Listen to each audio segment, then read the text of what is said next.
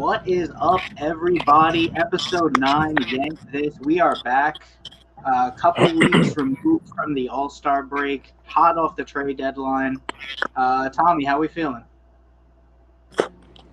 Much better than pre-deadline. I mean, if you look at what the Yankees needed to do, what they needed to accomplish, I would say all is done.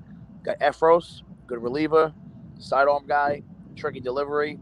Check that box. Trevino, who's having a really down year, but I expect to bounce back.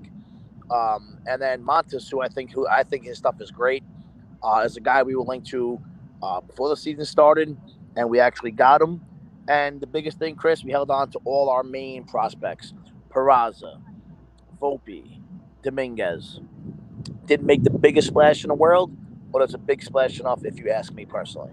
No, true enough. You did mention the guy that we did get. We did get Montas, and yesterday we saw the guy that we were pining to get in Castillo. He ends up going to the Mariners, but just a big week when it comes to the trade deadline. A lot of moves were made.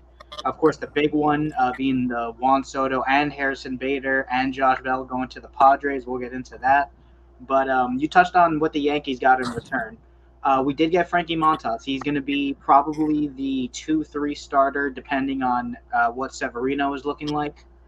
What do you think he can provide to this rotation that we've been missing? I think it's toughness, grittiness. A guy who always gives all out his effort. Guy's stuff is really good. Listen, man, I wouldn't want to show up to Oakland every fifth day and throw the ball either, okay? I mean, they're just not that good. You can't be excited about going to the ballpark, right? Fresh start, coming to the Yankees, a team with a 12-game division lead. I mean, the guy's going to be pumped. His stuff is really good. And I think it's just a really, really solid number 2 behind Cole.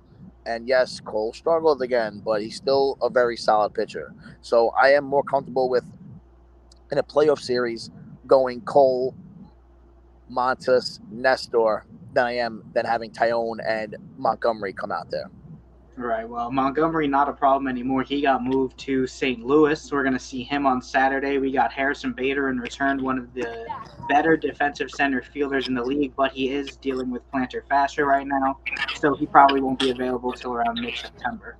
So the rotation right now is looking like Cole, Montas, Severino, and then Cortez and Tyon as a 5th guy. Or maybe they do a 4-man rotation and stick Tyon in the bullpen for long relief if somebody struggles.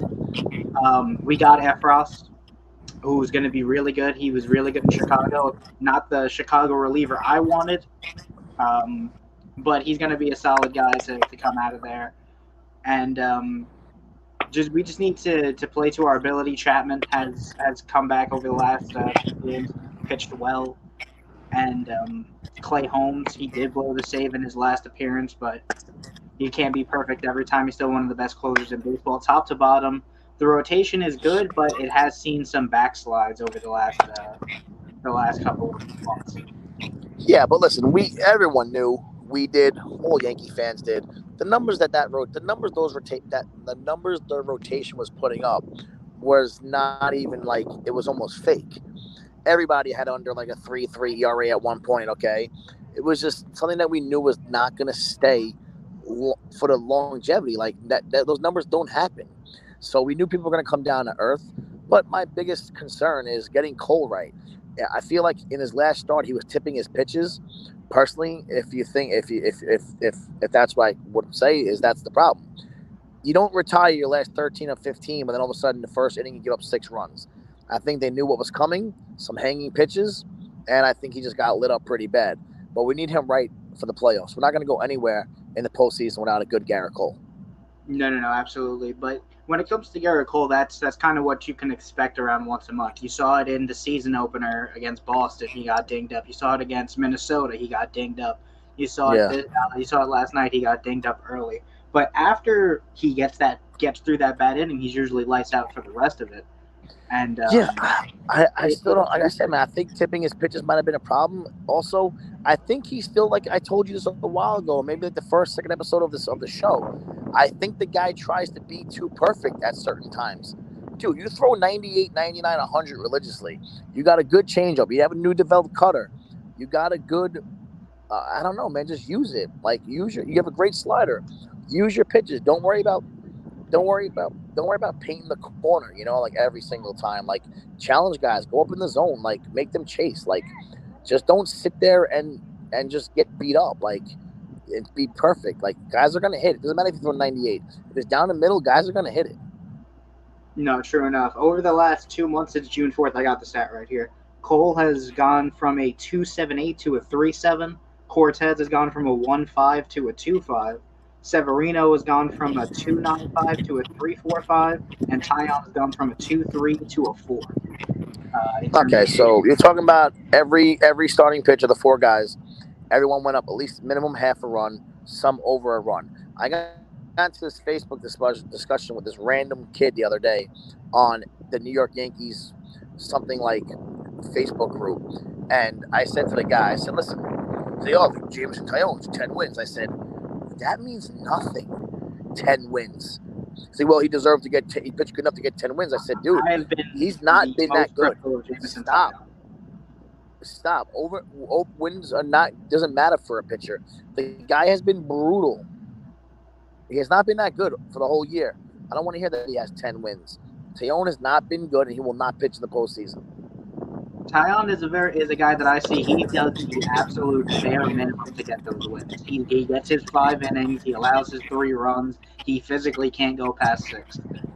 That's why I said I would probably move him to the bullpen for long relief if Cole does have a stinker and he can't get through 3 innings. Throw Tyon in Yes, there for an inning or two when it comes to the postseason. But I feel let's it uh, exact let's still same talk way. about the trade deadline real quick. Some other guys that we missed out on, somebody that I touched upon earlier. I was a guy that was really high on bringing David Robertson back for the sheer fact that I know he can perform here under the bright light in the Bronx. He ends up going back to the Phillies to try and reinforce that bullpen that has struggled for about half a decade now. Yeah, Where do you think a team like the Phillies could end up in terms of the NL East when you got the Braves and the Mets in there? I think the Phillies are done. Personally, Even with the return of someone like Bryce Harper, the reinforcements in the pen, bringing in Thor. I don't know. I mean, I think the Phillies are done, man. I don't think they're that. I don't think they're good enough, and they're probably the, if not the worst, they're one of the worst defensive teams in the league. Okay. They're terrible. I don't see them really doing anything, to be honest with you. I think the You, Mets and Braves will fight for that division. It will be close. Big series starting with them, I believe, tonight, right? So yes. that's big. But the trade deadline, I think we got an A- on our trade deadline grade, if you ask me. Yeah, really, the only questionable one was the Montgomery trade that kind of came out of nowhere. Yes. You said Now, you did want to get into that with Bader.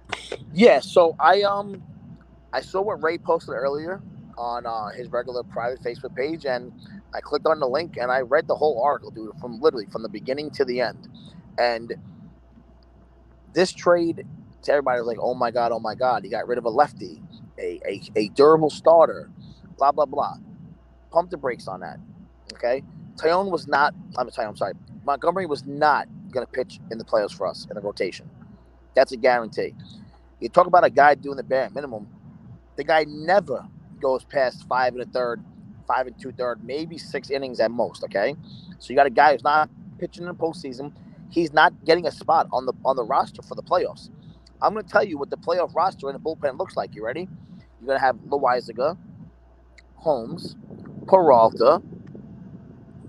Oh my God, I'm drawing a blank. Loizaga, Peralta, Holmes. Help me out, bro. I'm like drawing a blank right now on our relievers. Oh my God.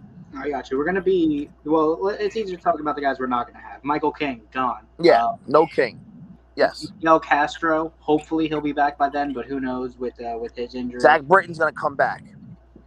Again, we'll see about that. We haven't heard Yeah, Zach. but we're going to carry 8 pitchers in the bullpen, and they're not going to not one of them is going to be Monty. So you got a guy in Bader who I looked at the numbers when Ray posted that. This guy was approaching like a 5 WAR. It was insane, like what this guy does in center field. He's probably one of the top 3 best defensive center fielders in the game. And they put his numbers up. If he played a full 150-game season for what his numbers were, he would have finished with like 18 home runs, 70-something RBIs, batting 280, playing unbelievable defense. So for the Yankees, that's huge. Imagine not putting Hicks out there and then Judge go back to right field every day. You can't keep playing. You can't keep playing Aaron Judge in center field every day. His body at 6'8" is not meant for that. Yeah. You put Bader in center. Rotate You out got there. Benintendi in left and Judge in right. I will go to war with that 3-man outfield, dude.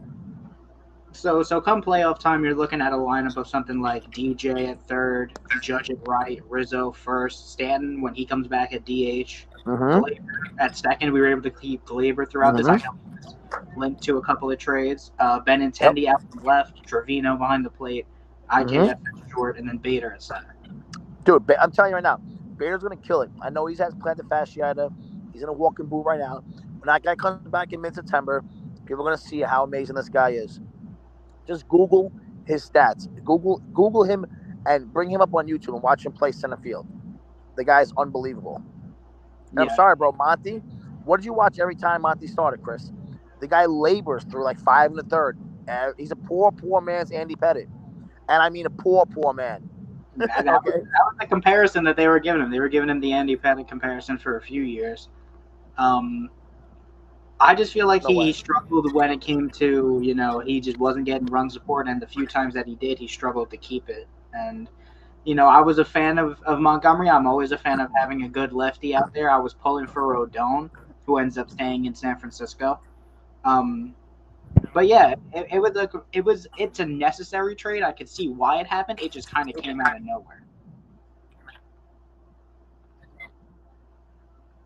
Oh, to finish off your list of the arms that we're gonna have, it's probably gonna be Holmes, Peralta, Efros, Loizaga, maybe Marinaccio, maybe Ron Marinaccio. We'll call that out, and then Lou Trevino is probably gonna be in there as well. I don't see somebody like Albert Abreu. I don't see somebody like Litke making the cut. We're gonna see where Miguel Castro is by the time that we're done with his injury. Chad Green's done for the year. So yeah, it's gonna be a little bit weird to that trade was a little bit weird for me. I understand why it happened. Hopefully Bader can be the player that he was in St. Louis. Being one of the best defensive center fielders, being one of the fastest guys on the field at all times. And it's going to be exciting to see how a fully healthy lineup is able to pull it together. Because as of right now, the last 36 games were 18-18. We have absolutely struggled to build some type of consistency when it comes to wins. And saying that at the beginning of the year when we were hitting 50 wins before 20 losses, it's been a struggle. Yeah. It's like I said, and what bothers me is that this is a large sample size. This is not a team that's 5-5, 7-7. They're 18-18, dude. Like that's not good. Mm-hmm. Somehow we've only lost one game in the AL East race.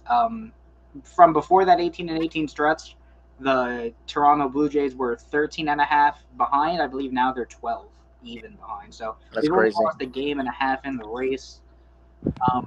This team is still probably going to win the AL East, but now we're looking at maybe losing the AL in its entirety to a team like Houston. And that is not a team that you want to see in the playoffs, especially with the reinforcements they got. They got an everyday catcher in Christian Vasquez. They got Will Smith from Atlanta. So it's going to be we really need to finish out this season strong, and with the way that the rotation has struggled to, keep runs off the board, and with the injuries starting to mount with guys like Stanton on the IL, with guys like with Green out for the year, Castro out for 60 days, Severino out for 60 days.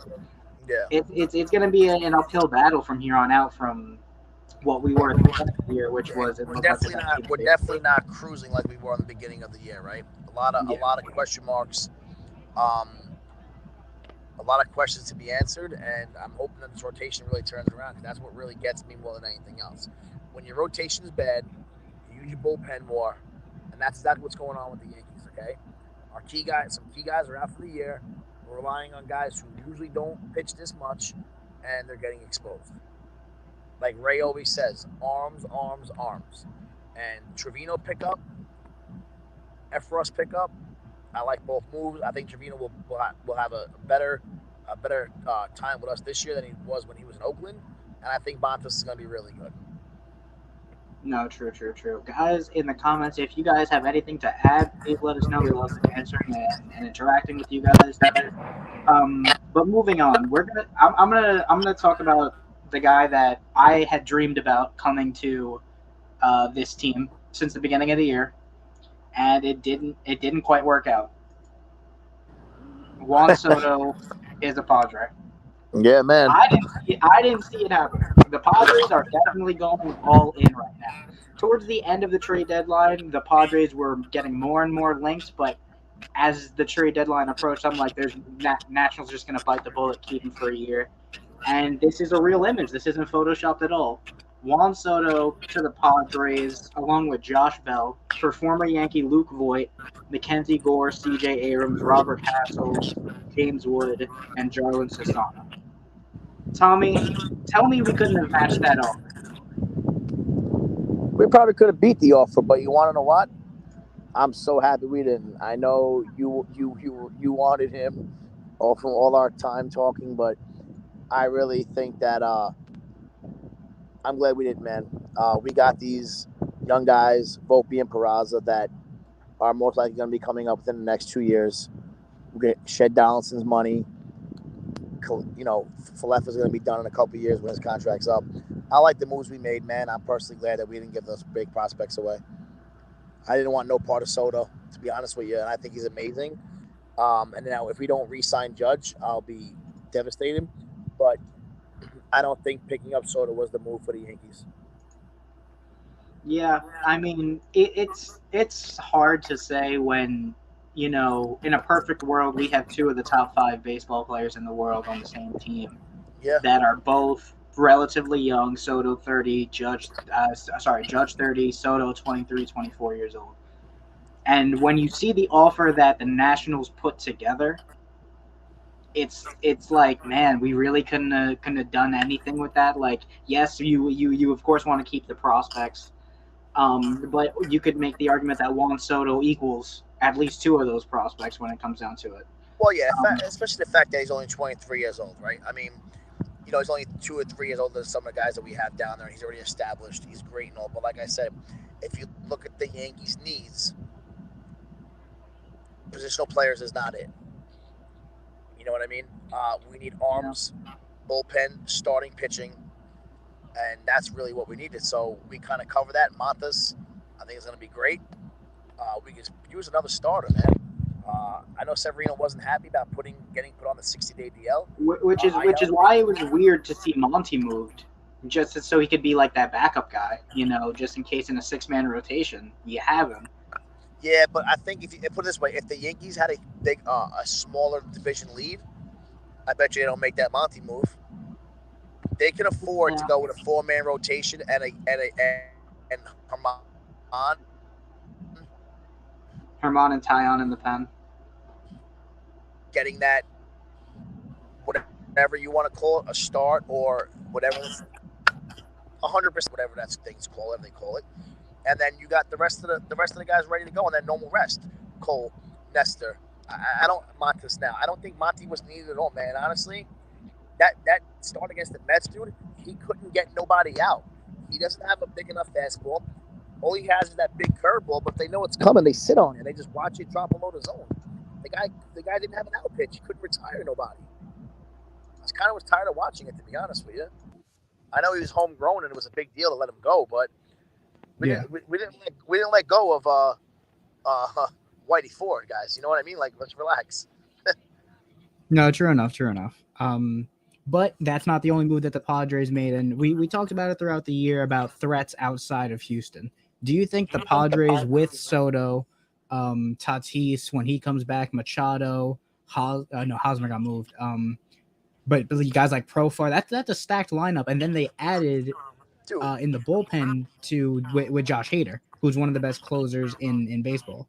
Do you think the Padres that's have cemented themselves as a contender, at least this year? there's 166%. Okay, that number doesn't even make sense what I just said, but that's how much of a contender they are.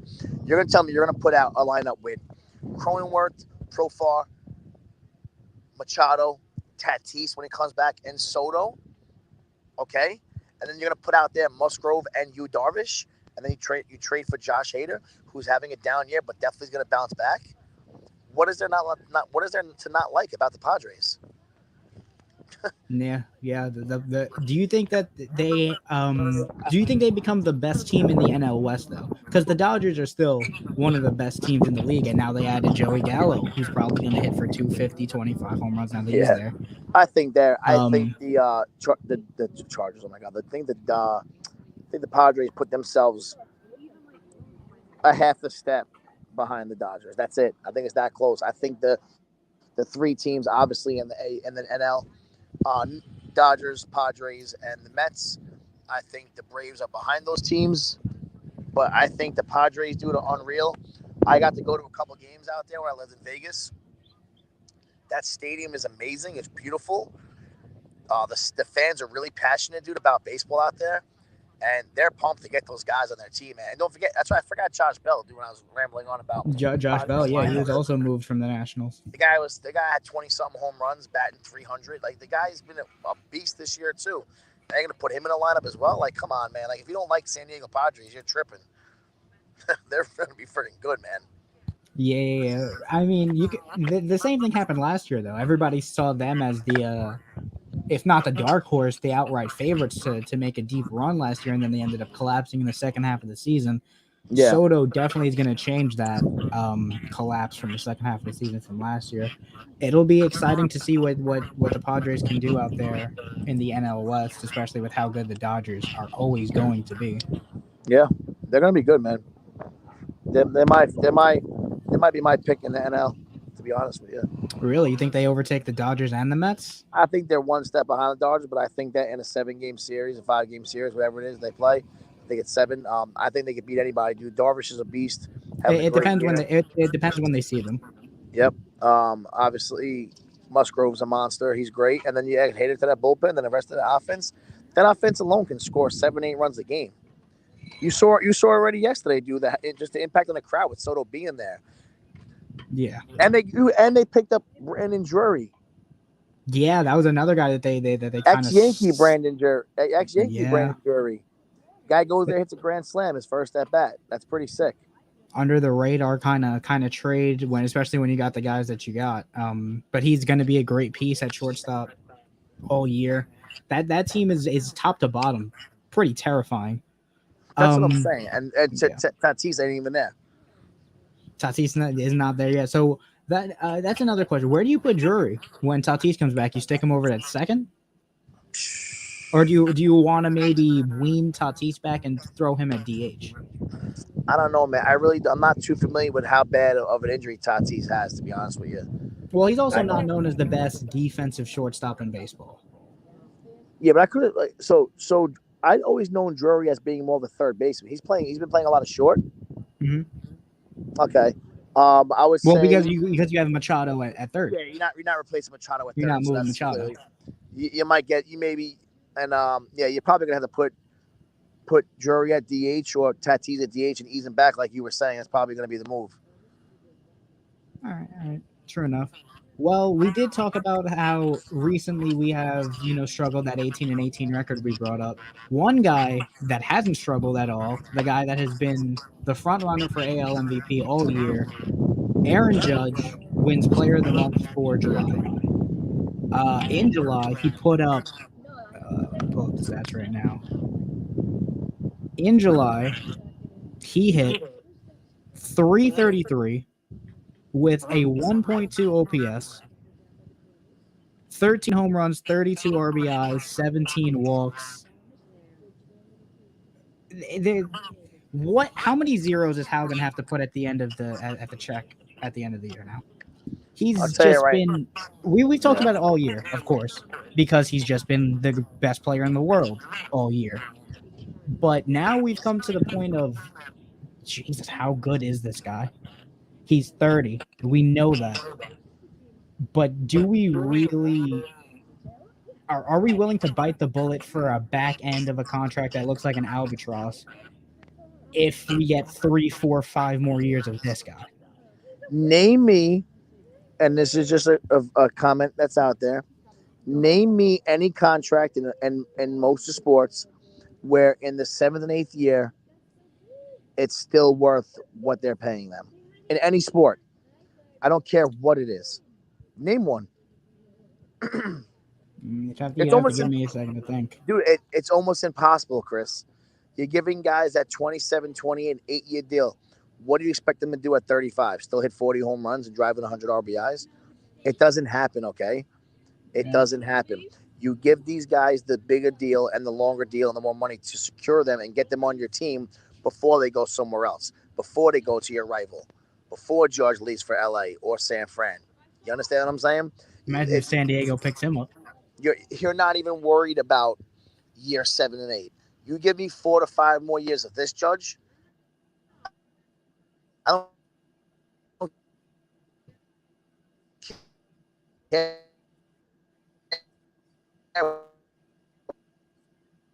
what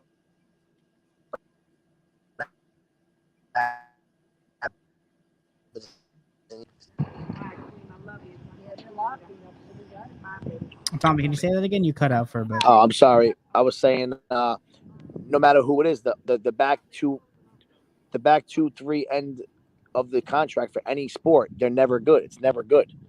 You deal with it. You lock them up, and you worry about that later.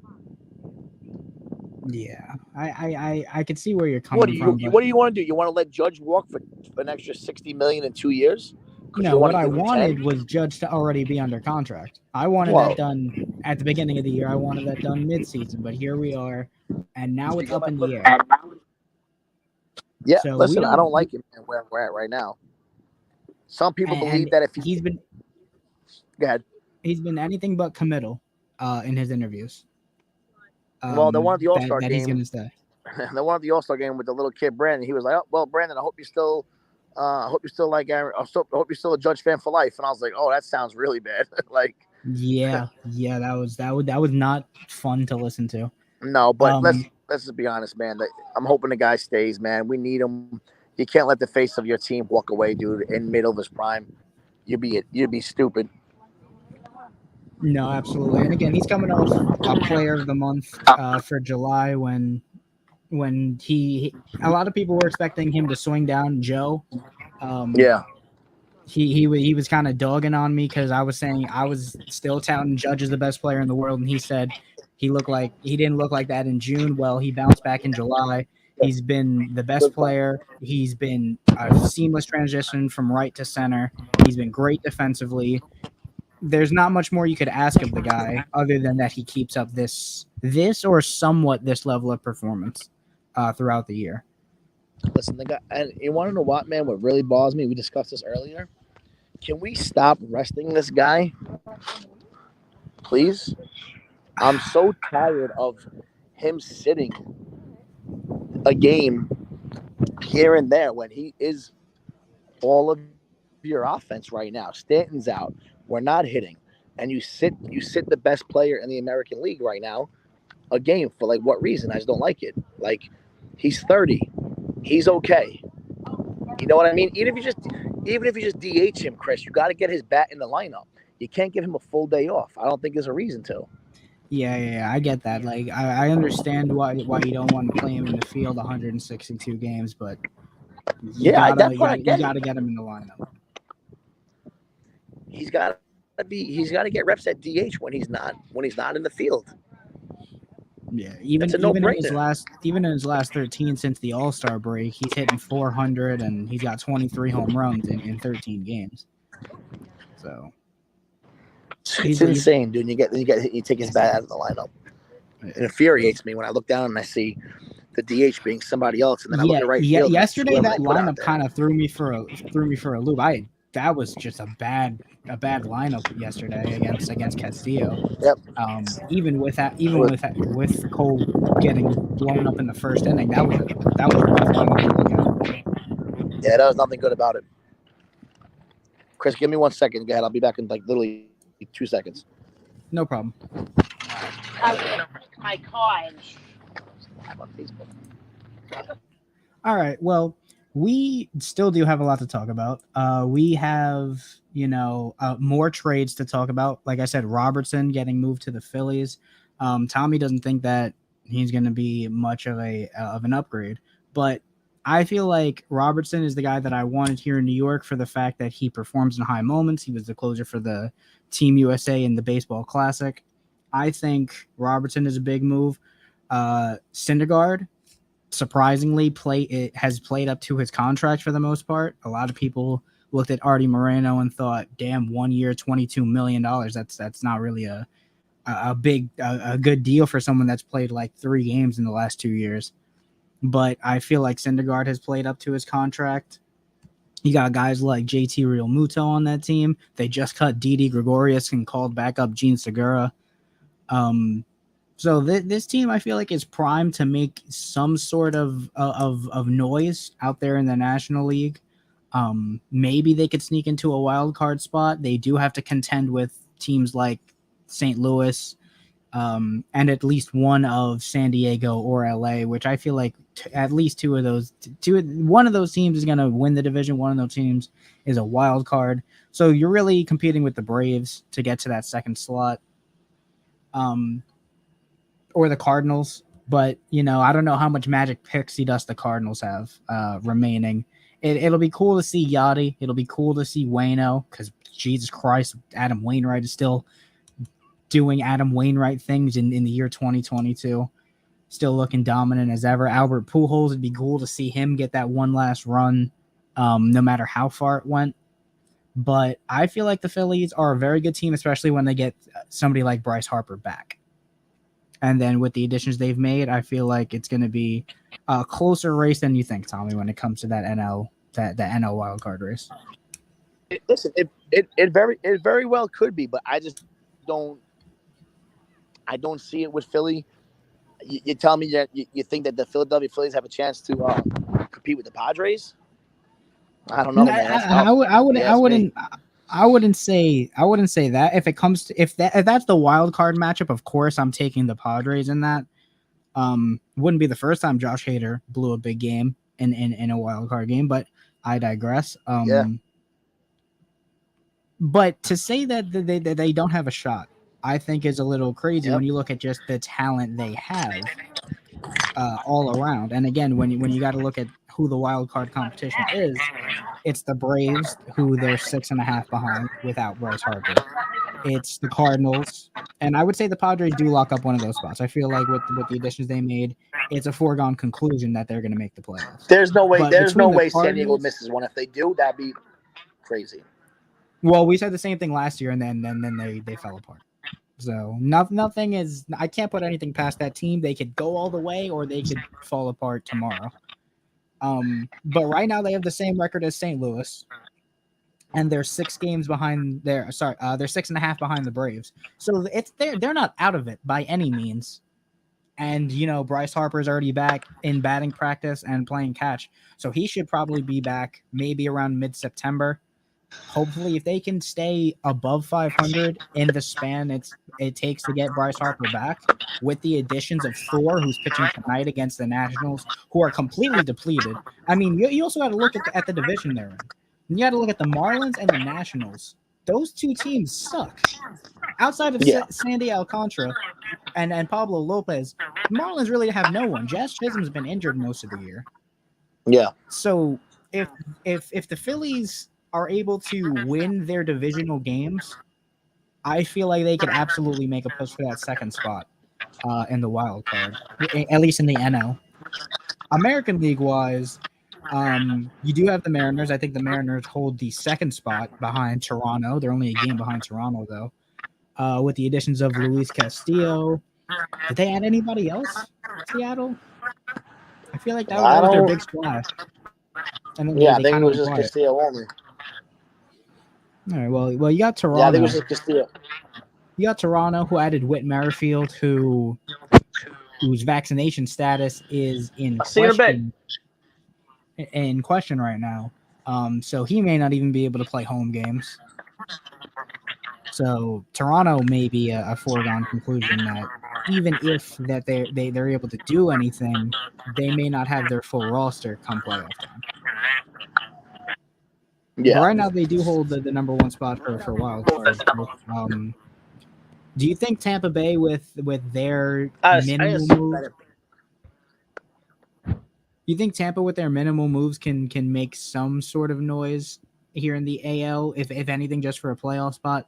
They do have the third spot in terms of wild card. They're 3 games behind the Mariners. no, I don't see them. I don't see Tampa Bay being that team. I think it's gonna be Toronto and Seattle. Okay, okay. I believe who did they just cut? They just cut Austin. Was it Austin Meadows? They cut. I heard they. I remember they just cut somebody. They made some small moves. They were a part of that 3-team deal that sent Trey Mancini to Houston. That's another big piece for Houston. Um, as an everyday first base or even a backup DH when you don't want to when Jordan is playing out and left. Um, but you don't see Tampa making any noise. I get that even with Glass now being out. I think Tampa Bay's with Glasnow being out, and I think that their lack of bats. I don't think they have enough offensively to really beat anybody up. Yeah, they've had some pretty debilitating injuries with like guys like Mejia. Yeah, obviously Um, McClanahan's been great, probably the AL Cy Young favorite right now, but I don't really see them doing anything. To be honest with you, this is all not a right, Tampa about it all. all right, fair enough, fair enough. I mean, other than that, the AL is pretty set in stone. I mean, the AL Central is a crapshoot right now. Between the top 3, you got the Twins, the Guardians, and the White Sox. But honestly, I don't think anybody in the Central is a threat to make any kind of run. Because you got the Not at all. Twins, who the Yankees own in the postseason. You got the Guardians, who I mean, they've bounced back somewhat from gutting their team, but not really. They're not any kind of threat. And then you have the White Sox, who have dealt with injuries all year. And how much can you trust Tony La Russa in 2022 to make the right decisions? Nah, yeah, I think the White Sox injuries from day one when they got a bunch of injuries really hurt them. I think LaRussa's managing some of the decisions making he makes. Do he thinks it's still 1990 something? I don't know, man, what's going on, but Yeah. White Sox probably one of the most disappointing teams in the league. A lot of people I knew had them as like their pick to go to the World Series, and it just hasn't panned out for them this year. Yeah. La Russa has always just been a weird kind of coach in this era of baseball, very analytically driven. La Russa was kind of that old fashioned guy that didn't really look at that kind of stuff, and it's kind of been showing this season. So who knows what position he'll be in come next year, if he'll even be the coach if this team can't make the playoffs. Because like you said, this team had World Series aspirations. They had the same 100%. they had the same odds as the Yankees to make the World Series at the beginning of the year at plus 800. And now they're Yeah. struggling to stay above 500. They're third in the division of a division that they were supposed to win by a landslide. And it's La Russa may not Yep. have a job. I heard Tim Anderson may be on the move come the offseason, and he's your golden goose right now. So Chicago may blow it up. Chicago may blow it up at the end of the year. But other than that, the AL is pretty set in stone. Yankees, even though they are struggling right now, they are playing 500 ball. They look to be in control of the AL East. Unless the Astros completely fall apart, they're probably going to hold control of the AL West and may even win the entire AL. The wild card spots, the Mariners and Toronto look to be pretty set in stone. Because out west, the Rangers, Angels, and A's, they all have no shot at making it. Tigers and Royals have no shot. You're only going to get one team out in the Central to make the playoffs. Yep. And the AL East, maybe the Rays have an outside shot, but they would need to fire on all cylinders. And so the AL, I feel like, is really in control. It just depends on seeding right now. If the Yankees can hold on to this number 1 seed, bounce back, and get back to it, or if the Astros can overtake them. The National League is a little bit more little bit more questionable because you do have the Brewers and Cardinals who are fighting for it in the NL Central. The Padres, they can make a big push with the pieces they have to maybe overtake the Dodgers. Because Dave Roberts is also not a guy you could trust that much when it comes to big games. And then you have the East, which, you know, the Mets have been in control of. I've also been an advocate of the Mets are going to collapse sooner or later. And the Braves are only 4.5 behind. The Phillies are 10 behind. And I'm advocating for the pieces they got that they could make a big push for a wild card spot as well. So the NL is much more entertaining in terms of, you know, anything can happen right now in the National League. The American League is more or less set in stone. The only division that's up in the air is the division that's going to get bounced in a wild card round.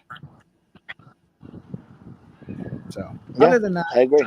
I feel like it's been a great, you know, this has been a pretty action-packed trade deadline. One of the more action-packed trade deadlines that I could remember. Definitely. Over the last 4 or 5 years. Especially you had when it comes a to once in a 25-year generational player get moved at 23 years old. And even if you think about it, even if you think about the guys that were being talked about, guys like Shohei Ohtani, who's a once in a century type player, were in discussions at one point. Listen, And man, I he still recently think Shohei Ohtani, when it's all said and done, is on the Mets. You think so? Yeah, I really do. It pains me to say it, but I think so. Why do you say that? Because the Mets general manager was the one who recruited Ohtani for the Angels. Really? Oh yeah, that's right. No, yeah, it's very real, unfortunately. Oh my God! If you get a rotation of DeGrom, Scherzer, Shohei, and Chris Bassett and Taiwan, oh my God, that's oh Jesus Christ! I don't even want to think about that. That is a terrifying starting five. And if Edwin Diaz can continue to do what he's done this season, I don't see a team that could score more than 3-4 runs on them in any given game. It's pretty crazy, man. DeGrom comes back, dude, and the guy's throwing 101 effortlessly. And throwing 94 mile an hour sliders. Like, Bro, that's the guy threw a 93 mile an hour changeup. It's like, what is going on here? The guy, I ain't gonna lie to you, I tuned into that start the other night when he made his appearance, and I watched him pitch the first inning, back-to-back strikeouts on a nasty slider. The guy's unbelievably good, man. I would love for him to stay healthy because I think he's the best pitcher I've seen ever pitch. Yeah. But, you know, classic Mets, they did nothing for him in that game, only scoring 1 run and losing that game against the Nationals, who, again, just gutted their entire team. I talked about it in the group chat earlier this week. Excuse me. No problem. The World Series hangover is real for Washington. Think of that World Series team. Scherzer gone, Turner gone, Soto gone, Adam Eaton gone. Like, all the guys that were prevalent to that team are gone, other than Strasburg, who's only pitched 5 games since that World Series. Yep. It's wild to think that things turned so quickly there in Washington. Bryce Harper was gone already, right? When the Nationals won it, right? Harper left the year before. That's so sick, dude. Still, to lose Harper and Soto, 2 generational best player in the world type players, basically because you didn't want to pay them, I think is a very bad look organizationally for Washington. Especially for the return you got, because you just let Harper walk, and then you get what's the best player that got back for Voit for Soto was Luke Voit, who I love, former Yankee Luke Voit, but that's just a bad look organizational wise. I agree. That's the same look the Yankees will have if they let Judge walk. Well, we'll still have dumb, stupid Aaron Hicks and Stanton and Cole contracts to deal with. We'd still have a very good team without Judge. Maddie, you can't let. Listen, I'm gonna go close. You can't let Judge leave. No, you can't. You can't. Get it done.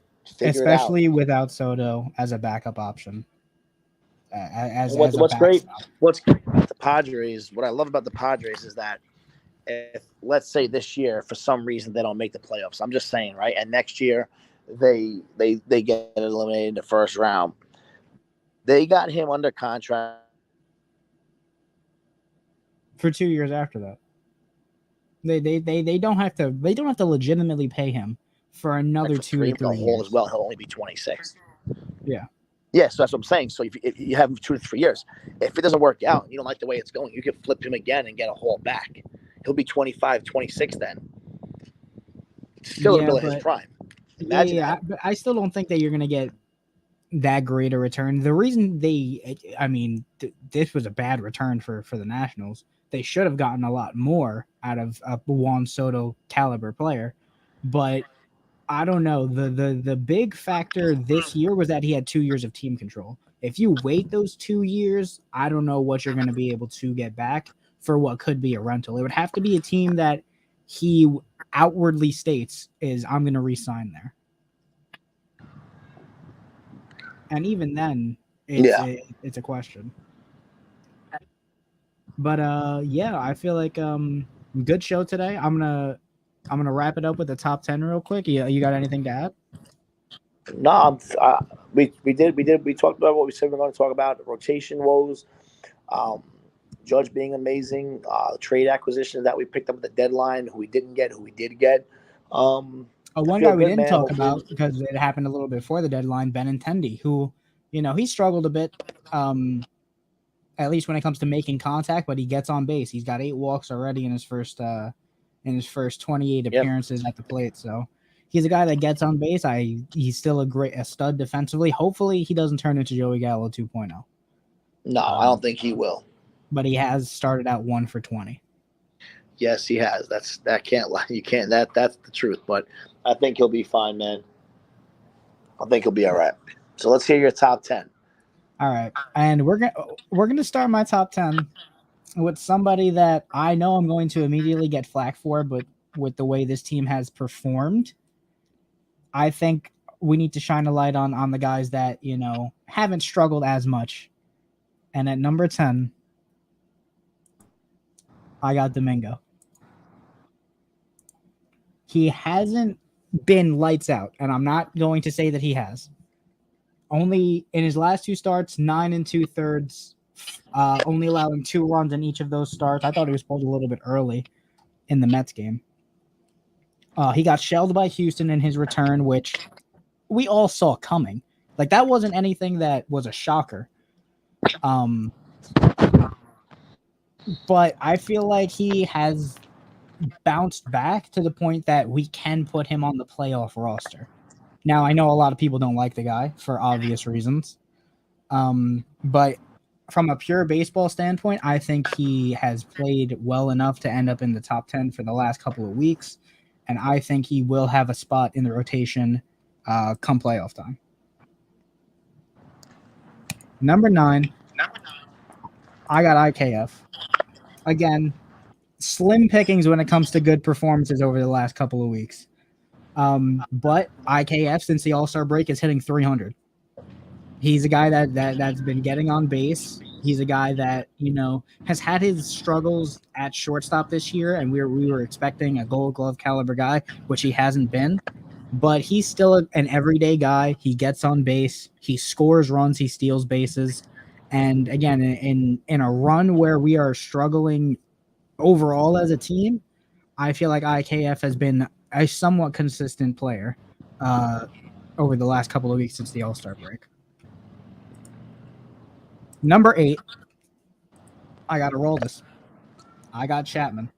He has not allowed a run in 5 of his last 6 appearances, 7 strikeouts, 1 hit. The only game where he got shelled was in Baltimore. Other than that, he looks like he's back to somewhat of his old self. Of course, he's not going to be closing games for this team. That is going to be Clay Holmes, unless something drastic happens. But Aroldis Chapman has, he's recovered over the last week and a half, and I think he can be a solid 7th, 8th inning guy if he could play up to his ability and play up to the way we've seen him over the last little bit. Number 7, I got Luigi. I got Matt Carpenter. Matt Carpenter, since the All-Star break, he was a great story. He's a guy that spent time in AAA last year. He wasn't wanted in the league, and the Yankees picked him up, took a flyer on him, and he has done outstanding. He's been knocking the ball out of the park almost every other week. He's kind of slowed down a bit. Only 2 home runs in the last 2 weeks, hitting 250. He's got 4 doubles. He's a guy that gets on base, pushes the pace, and when we could slot him in, he's been the ultimate utility guy for us this year. Slotting him in at third, first, outfield, wherever we need him. That's where we've slid him, and I have not put him on the top 10 all season for the sheer fact he hasn't played the amount of games that I would like. That changed since the All-Star break. He's played in almost every game, and I feel like it's finally time I gave him his dues. Number 6, I got the Karate Kid, Ron Marinaccio. This kid has been absolutely outstanding since his early struggles. Since May 22nd, we're talking 3 months, about two and a half, 3 months. He's got 22 innings pitched, only 4 hits and 1 run, and 25 strikeouts to a .41 ERA. Marinaccio has kind of quietly became the Michael King replacement when it comes to reliability. He's been absolutely lights out for the last 2 months, and I feel like it's finally time we give him some recognition as well. Number 5, we got Anthony Rizzo. In the last 12 games since the All-Star break, he's hitting 244, a 1 OPS. He's got 5 home runs, 9 RBIs, everyday first baseman. For a guy that we didn't want at the beginning of the year, and a guy that we signed to a short-term deal, he's absolutely played up to it. He's been, Mr. Yankees. He does all the press events. He does everything off the field that you love. And I feel like Rizzo has just been great all year, in and on and off the field. And he's been that number 3 slotted guy that we can put behind Judge, and reliably he'll knock him in. Number 4, we got Trevino. In the last 12 since the All-Star break, he's hitting 333. He's got a 1 OPS. He's got 3 home runs. He's got 7 RBIs, 3 doubles. He's been the most reliable out-of-nowhere catcher. We all know he was a great defensive catcher in Texas, but he's become the 3rd best catcher in baseball in terms of wins above replacement. This guy is kind of taken over as another feel-good story on a team full of feel-good stories. Trevino has come out of nowhere and been that guy that everybody can get behind. He is an all-star. He has played outstanding, and he had that 2 home run game earlier in the week that I was throwing fits about. Number 3, the ultimate feel-good story. We got Nasty Nestor. I talked about the ERAs earlier. He still has the lowest at a 2.5. In his last 2, he's only allowed 2 runs, 11 hits. He allows guys on base, but he gets out of it. He's got 12 strikeouts to a 1.6 ERA. He's another guy that has been a feel-good story, somebody that came out of nowhere, the diamonds in the rough for this team, along with Trevino and Carpenter. Nestor Cortez has been the most reliable starter throughout the year on a roster filled with Garrett Cole, Jameson Taillon, Luis Severino. He's been the most reliable starter out of those guys. So I feel like he, over the last couple of weeks, has been the 3rd best player on this team. The top 2, though, I feel have just been a little bit better, just because, a pitcher, you're only going to see him twice. You got guys like DJ LeMahieu, who you're going to see every day throughout the year. And since the All-Star break, he's been hitting 350, 3 home runs, doesn't strike out. He's got 6 strikeouts in 13 games, 9 walks, 3 home runs, and he scored 11 times. He just gets on base, he makes smart decisions, and he gets around the bags and scores. And he's the perfect guy to have in front of Rizzo, to have in front of Judge, because they'll knock him in every time he's on base. And again, I don't need to talk about how great he's been as a utility guy at the infield, at second, at short, at third, at first. There's not much you can't do. Ray brought it up earlier. DJ's got to be the everyday guy. He can't get an off day for the rest of the year because he's playing so well, and you could play him wherever you need to. And number one, shocker, it's Aaron Judge. Because of course it's Aaron Judge. Over the last 13, he's got 10 home runs, 23 RBIs, strikes out. He's got a 4-3 strikeout to walk ratio, sorry. And he's got a 1.6 OPS. He's hitting 400 since the All-Star break. No surprise that he is the best player on this team. No surprise he's the front runner for MVP. And there's no surprise that he's going to top off our list for the next, I would say, rest of the season. He's going to be in this top 5. But once again, he is top 1. Joe, I know he's going to be upset with me because apparently Judge isn't the best player in the world. Like I say every time he hits a home run, I've said it a lot this year. But Judge, number 1, I don't think any argument should be made. Tommy, what do you think?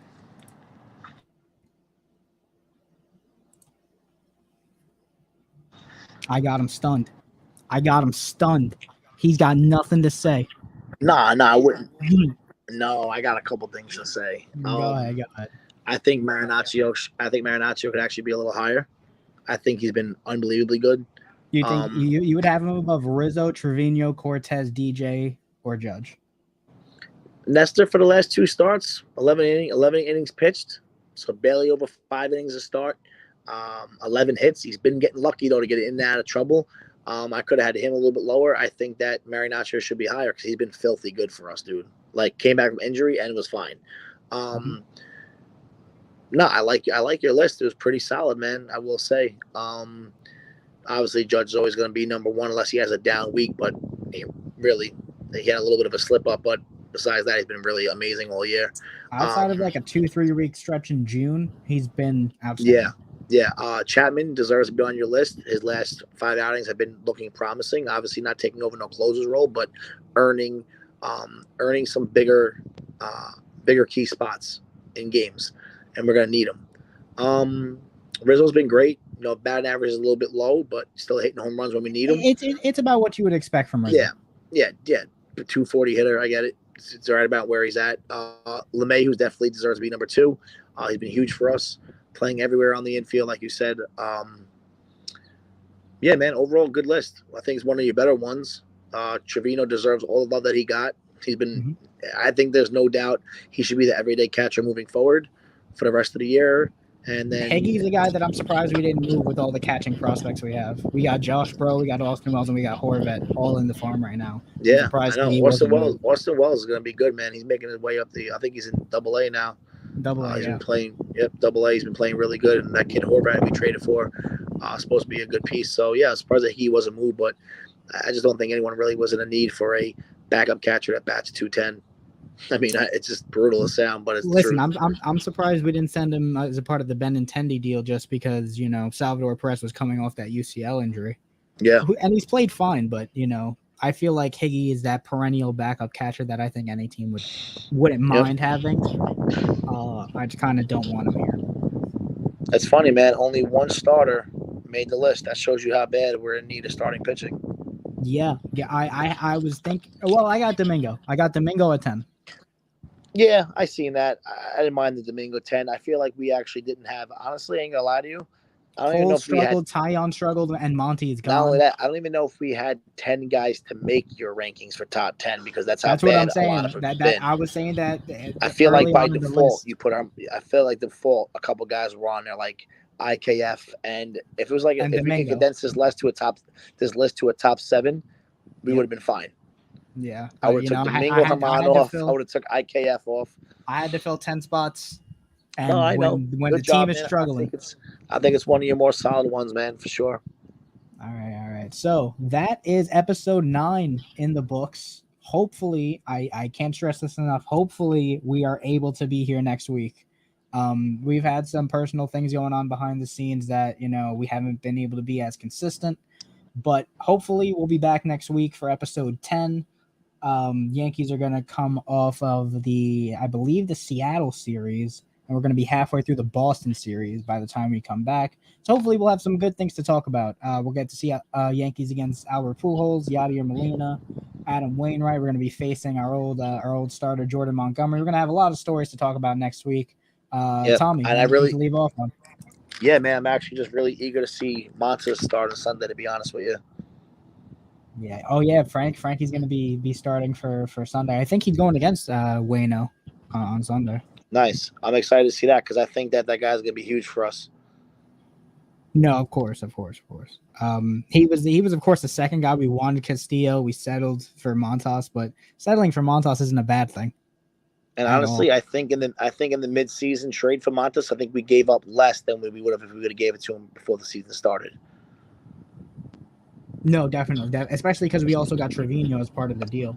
Yeah, who I think is going to turn it around once he's on a team that's better. I think he just listen. Like I said, man, it's not fun going to a ball game knowing your team's going to lose most of the time. Yeah, I mean, hell, you saw yesterday with Castillo how well he pitched against us in a Mariners jersey in his debut.